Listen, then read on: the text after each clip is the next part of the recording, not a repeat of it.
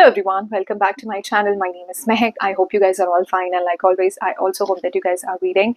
Back with the book of the week that I finished. Now, if like me, you have binged watched Off Campus, then you need to stay around and know about this book because it's going to give you just exactly that feel. The Love Hypothesis by Ali Hazelwood.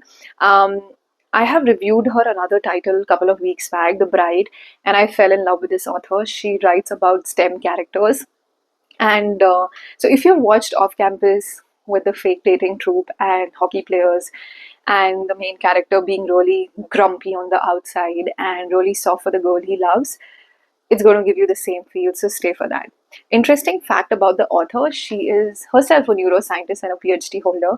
So, in the morning, she's doing all this great research work, and in the evening, she's writing Sunni, deeply relatable and funny romance for us, which I think is great. So let's talk about the book, the plot. Our main character is Olive Smith. Now, she is a third year PhD student. She's doing a research on pancreatic cancer. I promise to not give you spoilers, but you will read through that why she is choosing that specific area. There's a reason for it. She's smart, she's brilliant, and she's passionate and devoted to her research. But her personal life is messy and chaotic. Reason being, she has a crush on a guy, and the guy has a crush on her best friend, and clearly the best friend also has a thing going on for the guy, but because of sisterhood the best friend is scared to revert to his chances of them hanging around together. But Olive, being the great, wonderful friend that she is and kind friend, she decides to take a step back and show her friend that she's already dating someone and she has moved on.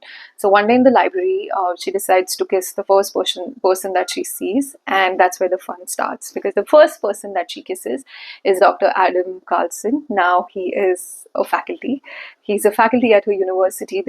She's doing a PhD at Stanford, so he's a faculty at Stanford. And he's not necessarily a sweet guy because he's known to really give hard time to his PhD students. They are seen crying and hating the fact that he's their supervisor. So not really your sweet and kind guy, at least on the outside. But to Olive's surprise, when they share a kiss, he decides to go on with the pretense and become fake boyfriend to Olive. Now he has his own professional reasons, which we come to know about later, but that's when they both of them start fake dating. Next thing you know, Olive has to now juggle this whole fake dating with Dr. Adam, and every day spent with him is turning out to be less fake. She also has to manage her PhD because she's facing real funding challenges. She's also exposed to a toxic work environment, which is quite sad to read about the way it turns out. And of course, she has to really take care of other feelings as well, which we read in the book. This is what the plot of the book is. Now, what I really love about the book is, I think with Ali Hazel's book, the slow burn and the tension and banter that she shows between the characters, I think that is something I keep coming back to when I pick her book. The friendship, Olive has some great friends, so it is great to read about them. I think even the environment that she's created, so the book is set in the academia world, and I think because she is from the same world, so she's really given us a peek into the lab drama, the funding challenges, and how things work in academia. And because she comes from the same world, so it feels grounded in a real way. She's also talking about the imposter syndrome and the self-doubt that women go through in the STEM world and what they have to deal with. I love the characters. I mean, Olive is smart, she's kind, she's sweet.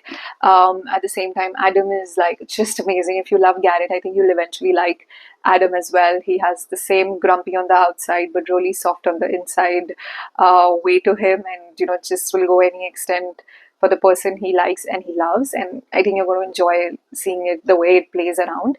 So if you're someone who enjoys fake dating trope, the slow burn and the tension between the characters, and in short, if you enjoyed Off Campus, just blindly pick this book up. It's going to keep you up.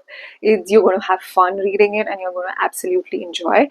But if you're someone who's not interested in predictable romance novels, then you might skip this one. But I will say this, or maybe it's a biased opinion, I do love the author. So while her template is predictable and same what you've been reading in a few romance novels, her writing is so fresh that it doesn't seem like the same old template.